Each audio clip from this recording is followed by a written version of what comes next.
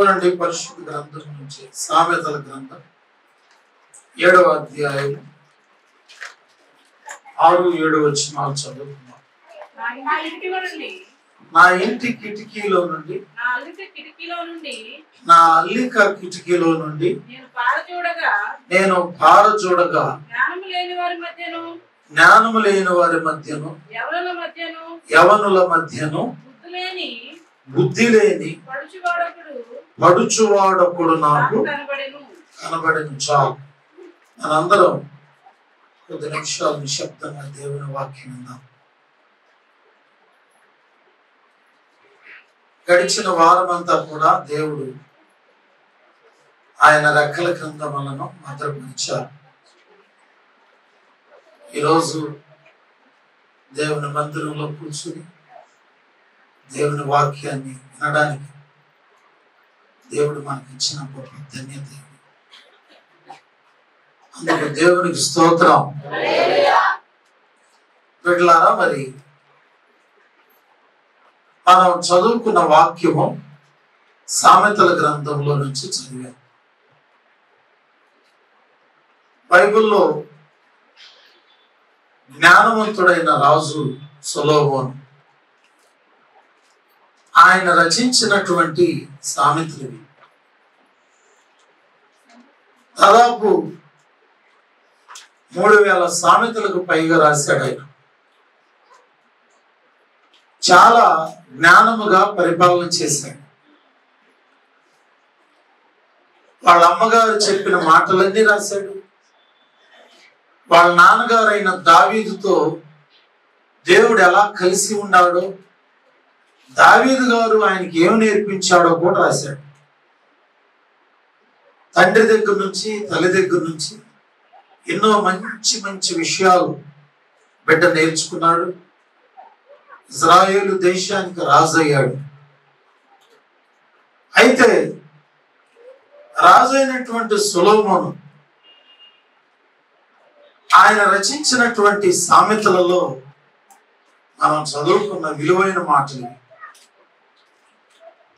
ఆయన అంటున్నాడు, ఇంటి కిటికీలో నుండి, ఒక అల్లిన కిటికీలో నుండి పారజోడగా జ్ఞానము లేని వారి మధ్యను యవనస్తుల మధ్యను బుద్ధి లేని పడుచువాడు నాకొకడు కనబడ్డాడు. ఈరోజు మనం కిటికీల గురించి వింటున్నాం. మన శరీరంలో ఉన్న అవయవాలను బట్టి ఇల్లు కట్టారు. మన నోరు ముఖద్వారం, ఈ 2 కళ్ళు 2 కిటికీలు, ఈ ఉదరము గర్భం అని అంటారు, ఈ 2 కాళ్ళు వరండాలు. శరీరంలో ఉన్నటువంటి అవయవాలను బట్టి ఇల్లు కట్టుకున్నారు. వెండి త్రాడు విడిపోతుంది అన్నాడు. అంటే గుండెకున్న నరాలు సన్నబడిపోతున్నాయి, అంటే సన్నగిలిపోతాయి. ఇలా అలంకారంగా రాశాడు. కనుక కిటికీ మన ఇంటికి ప్రధానమైనది. కారణం, ప్రతిసారి మనం మన వరండాలోకి వచ్చిన వ్యక్తిని తలుపులు తీసి చూడవసరం. ఒక్కసారి ఇంటి కిటికీలో నుంచి ఆ గ్లాసుల నుంచి ఎట్లా చూస్తాం. ఓహో, మా బాబాయ్ వచ్చినట్టున్నాడే, లేకపోతే ఇదిగో మా ఫ్రెండ్ వచ్చినట్టున్నాడే అని మనం కిటికీలో నుంచి ఎవరు వచ్చారో మనం తెలుసుకోవాలి. దేవునికి స్తోత్రం. తలుపులు తెరిచామనుకోండి, ఏదో ఒక్కో నక్క వచ్చింది, తలుపులు దిగిన దోమ లోపలికి వస్తుంది. అదే కిటికీ తలుపులు తెరిచాం, కిటికీకి ఈ ప్రిలారి ఈ యొక్క ఇనుపవి ఉంటే కనుక అడ్డుగా ఎవరు రాలేదు. సరే, సొలొమోను గారు ఆయన అంటున్నాడు, కిటికీలో నుంచి చూస్తా ఉంటుంటే జ్ఞానము లేని వారి మధ్యను యవనస్తుల మధ్యను ఒక బుద్ధి లేని పడుచువాడు నాకు కనబడ్డాడు.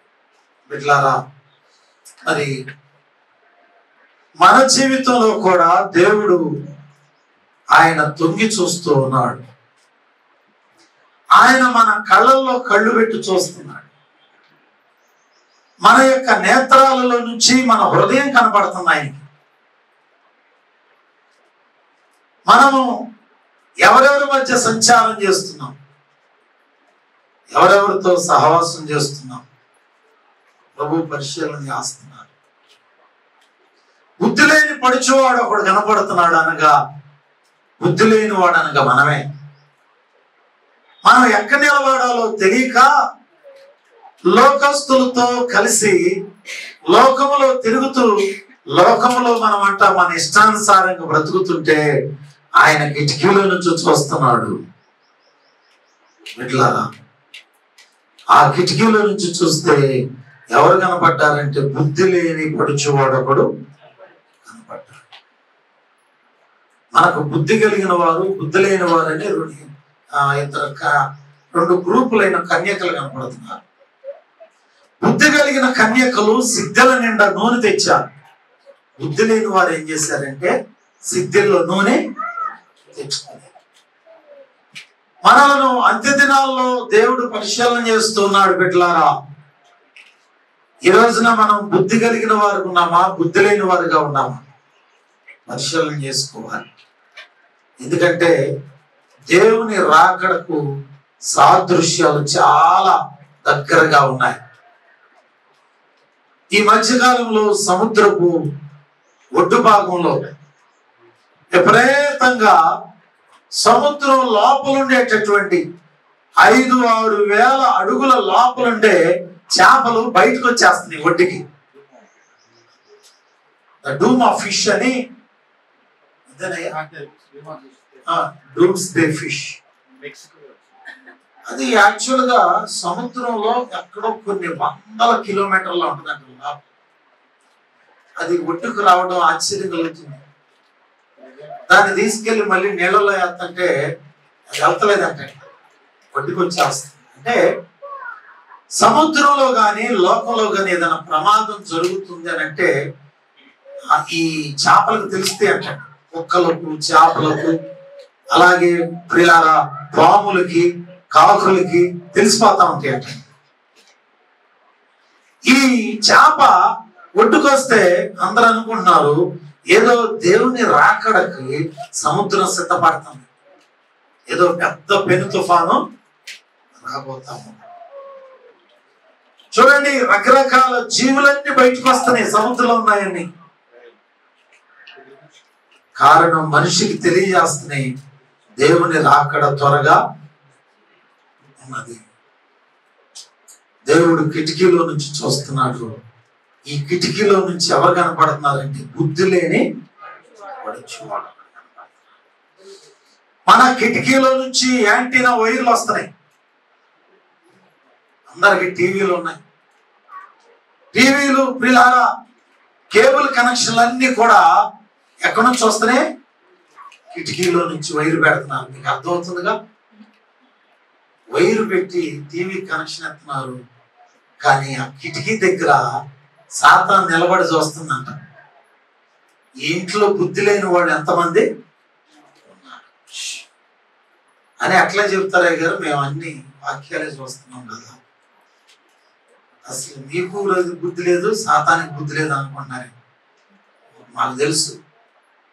ముందు పాట యేసు ప్రభు పాట, ముందు పావు గంట మాత్రమే ఏ సతీష్ కుమార్ గారు, కల్లూరి సార్, ఆయన కదా జయపాల్ గారితో ఎవరితో ఒకరు కొద్దిసేపు వేస్తారు, మాకు తెలుసు రికార్డులు. ఆ తర్వాత నుంచి సాయంత్రం పడుకునే దాకా ఎవరితో నాట్యం. అప్పుడు సాతాను బయట అనుకుంటున్నాట, మొత్తం టోటల్ కుటుంబం అంతా ఏమి లేదు వీళ్ళకి, అమ్మా ప్రభు కూడా పైనుంచి చూస్తా ఉన్నాడు. బుద్ధి లేనటువంటి వాళ్ళందరూ ఎంతమంది ఉన్నారో చూస్తున్నాడు ఆయన. మరి బుద్ధి కలిగిన వాళ్ళు పైకి వెళ్ళారా, బుద్ధి లేని వాళ్ళు వెళ్ళారా? బుద్ధి కలిగిన వాళ్ళు. మనం సిద్ధలలో నూనె సిద్ధపరచుకోవాలి. కిటికీలో నుంచి ప్రభు చూస్తున్నాడు. ఏం చూస్తున్నాడంటే ఎవరెవరు ప్రార్థన చేస్తున్నారు, ఎవరెవరు సిద్ధల నిండా నూనెను సిద్ధపాటు చేసుకుంటున్నారు. మనందరము బుద్ధి కలిగిన వాళ్ళమైతే ప్రియులారా, ప్రభు కిటికీ దగ్గరికి వచ్చి చూసినప్పుడు మన ఇళ్లలో నుంచి దేవునికి ప్రార్థన చేసే స్వరాలు వినబడాలి. దేవుని చెప్పరు, హల్లెలూయా చెప్పరు. కిటికీలో నుంచి చూస్తున్నాడు.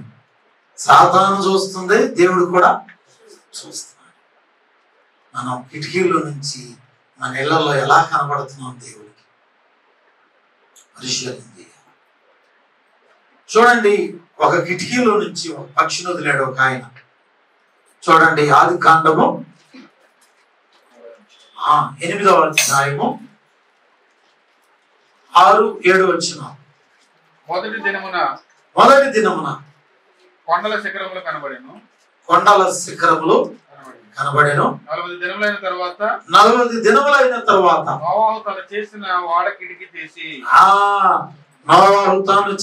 వాడ కిటికీ తెరిచి ఒక కాకిని వెలుపలకు పోను విడిచాను. ఏమని విడిచాడమ్మా? ఒక కాకిని బయటికి వదిలేను. అది బయటకు వెళ్ళి భూమి మీద నుండి నీళ్లు ఇంకిపోయే వరకు ఇటు అటు తిరుగుచుండెను. అది ఇటు అటు తిరుగుచుండెను. చాలు. రెండో కిటికీ ఇది. నోవాహు దినాలలో జలప్రళయం వచ్చింది. ప్రళయం అంతా అయిపోయింది. ఇక నోవాహు వాడ అరారత్తు పర్వతం మీద ఆగింది. నోవాహు గారు బయట ప్రపంచం ఎట్లా ఉందని విలేకరుని పంపించారు. ఆ విలేకరు ఎవరండి? ప్రేమ గారు. ఎవరమ్మా? దేవునికి స్తోత్రం. మరి వెళ్ళిన తర్వాత వచ్చిందా?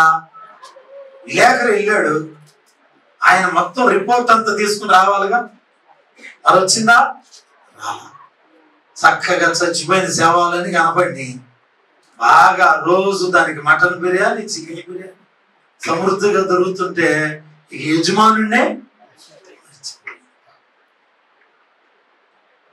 ఎట్లారా? నోవాహు వాడ కిటికీలో నుంచి వదిలిన పావురం అది నమ్మకమైనది కాదు.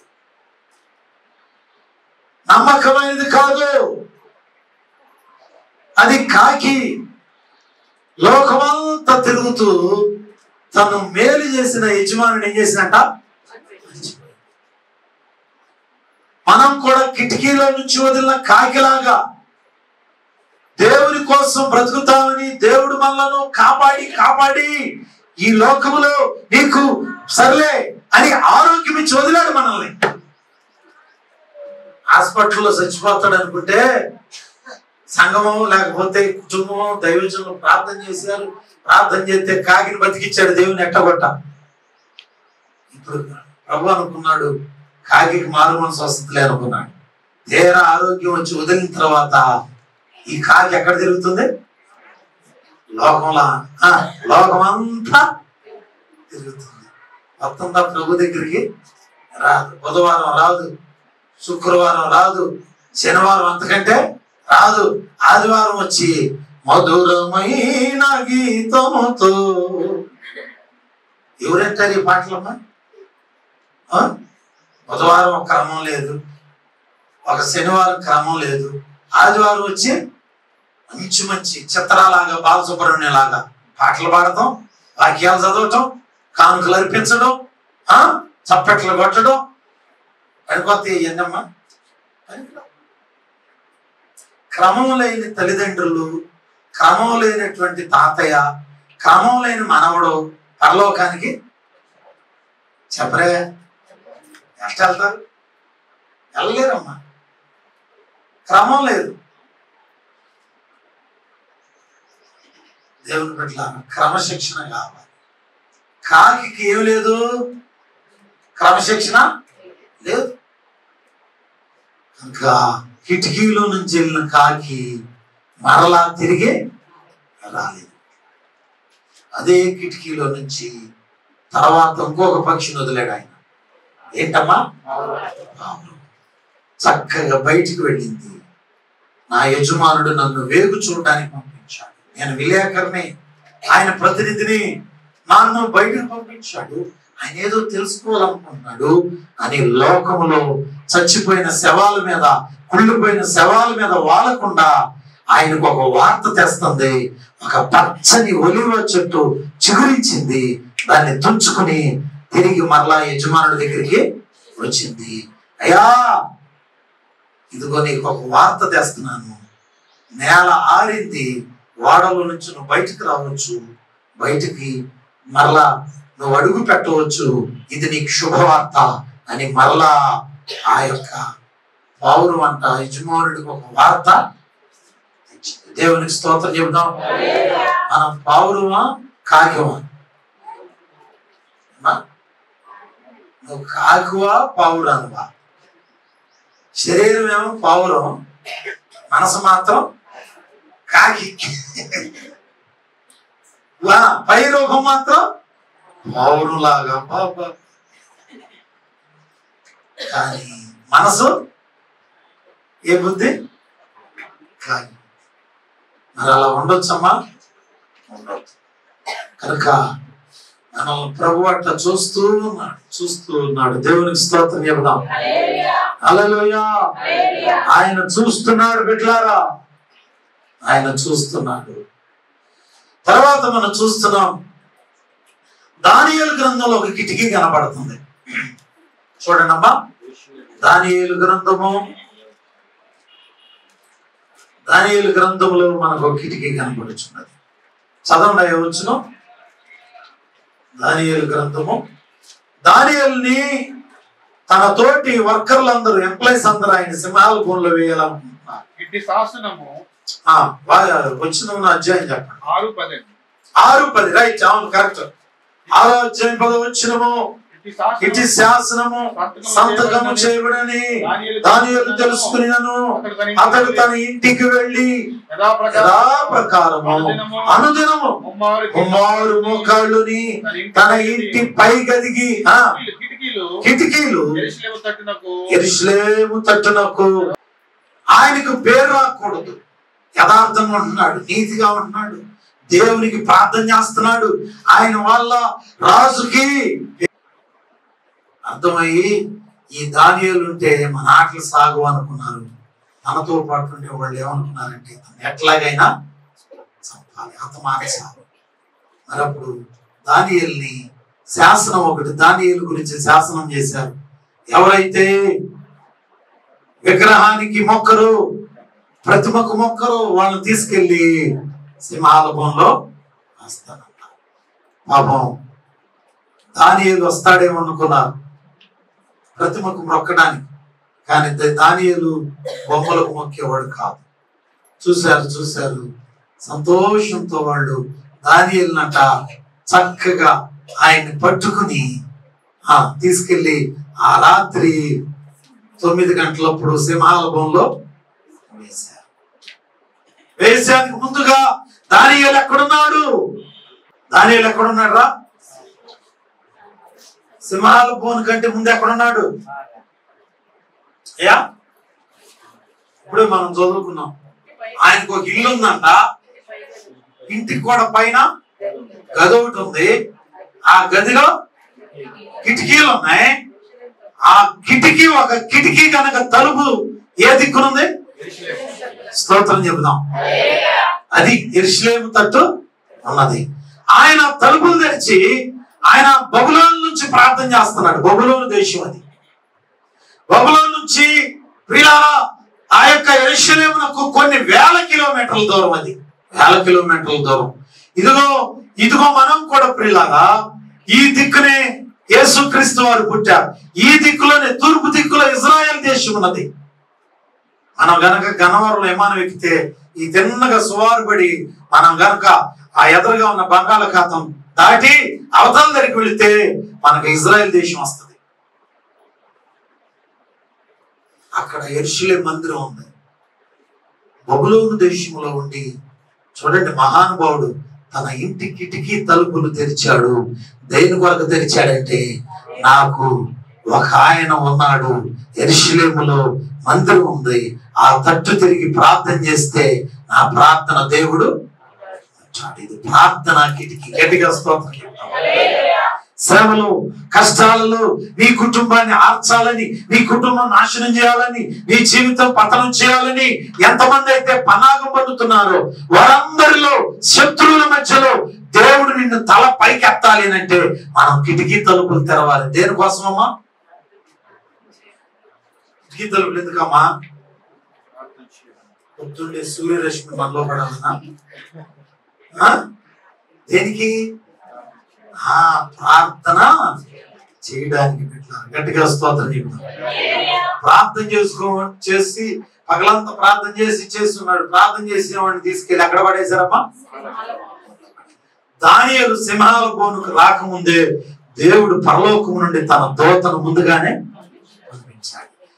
సింహాలు, అయ్యా దొర, 1 గంటలో మావాడు వస్తాడయ్యా, మీ అందరూ చక్కగా గొర్రె పిల్లలాగా నోళ్ళు మూసుకుని మెదలకుండా పడుకున్నాను, అవసరమైతే మీ మీద కూడా నిద్రపోతాడు. అట్లాగే సార్. పైన బయట ఉన్నవాడు అనుకుంటున్నారు ఆకలి మీద ఉన్నాయి సింహాలు. దానియేలు సింహాల్లోకి వెళ్ళగానే పటమని ముక్కలుగా తినేస్తే, కానీ దానియేలు లోపలికి వెళ్ళగానే సీన్ రివర్స్ అవుతుంది. సృష్టికి విరుద్ధమైన పని జరుగుతుంది. సింహాలన్నీ కూడా దానియేలు దగ్గర గొర్రె పిల్లల్లాగా మోకరించి మౌనంగా కూర్చున్నాయి. గట్టిగా స్తోత్రం చెబుతాం. లోపల ఎవడున్నారంట? దేవుని దూత ఉన్నది. సింహాలన్నీ కూడా చక్కగా ఉన్నాయి. దానియేలు అనుకుంటాడు, ఏంటి ఒక్క సింహం కూడా ఏమి నోరు రావట్లేదు. రాత్రంతా కూడా దానియేలు దేవుని స్తుతిస్తూనే ఉన్నాడంటాడు. గట్టిగా స్తోత్రం చెబుతాం. సింహాల సంతోషముగా వెళ్ళేది, సింహాల కోనైనాను సంతోషముగా వెళ్ళేది, పాటించి రక్షించి